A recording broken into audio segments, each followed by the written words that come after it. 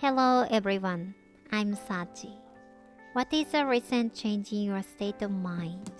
A recent change in my state of mind is that I've started making my own seasonings by hand. Among them, I'm especially addicted to making miso. However, I've only done it a few times and to be honest, I failed every time. Still, I don't throw them away, I eat every last bit. I guess the biggest change in my state of mind isn't just about making seasonings by hand, but rather realizing that taking the time to go through the process doesn't feel like a hardship at all. For me, the town where I was born and raised continues to shape my way of thinking and living, even after all this time. Since I started focusing on my hometown, I've noticed that the environment around me has been changing little by little. I've been influenced not only by the town itself, but also by the people I met there. The reason I got into miso making is that some of the women I met in my hometown told me they make miso by hand. Before that, it was another woman I met in my hometown who inspired me to change the way I think about food. It's quite interesting to form new connections not in the place where I normally live, but in a place I don't usually spend time, and to receive inspiration from those people. Originally, miso is fermented for 6 months to a year, but I ferment mine in a rice cooker, allowing me to make miso soup as soon as the next day. In the past, before electrical appliances existed, miso could only be used for cooking after 6 months. Thanks to modern technology, we now live in a convenient world where fermentation is easy. Lately, though, I've been wondering what would happen if something disrupted our infrastructure and we lost access to these conveniences.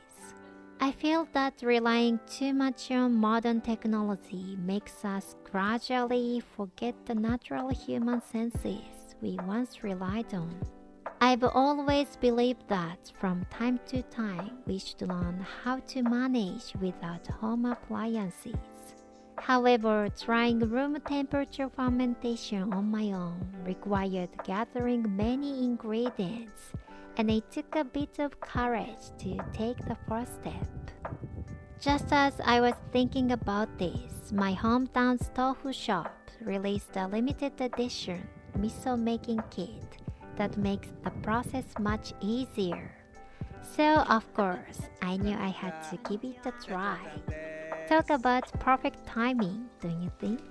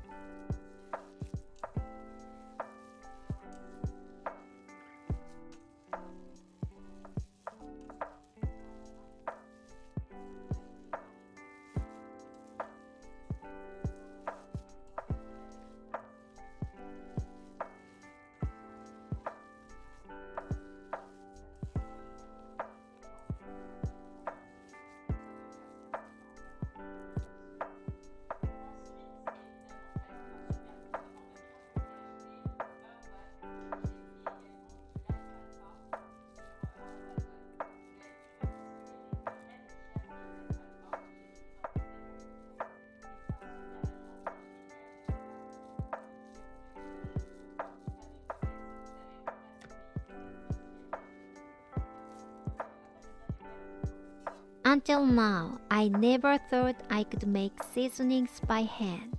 But when I finally tried, I realized the process is surprisingly simple, even for miso. It's not as difficult as I had imagined. I feel ashamed that I never even tried to understand what our ancestors had been doing for so long. It was the people in my hometown who made me realize this. If I hadn't met them, I never would have developed an interest in food, nor would I have thought of making miso. What if this tofu shop hadn't been in my hometown? What if they had never sold their easy-to-make miso kit? I might have gone my whole life relying on a rice cooker to make miso. Thanks to an encounter in my hometown, I came to enjoy making things by hand, something I once saw as a laborious task. This is also what led me to start wearing a kimono. The people I met there had a profound influence on me, helping me develop a stronger mottainai spirit and shifting my way of thinking and lifestyle. I never imagined that my hometown would have such a deep impact on my life. Now reflect on that with heartfelt gratitude.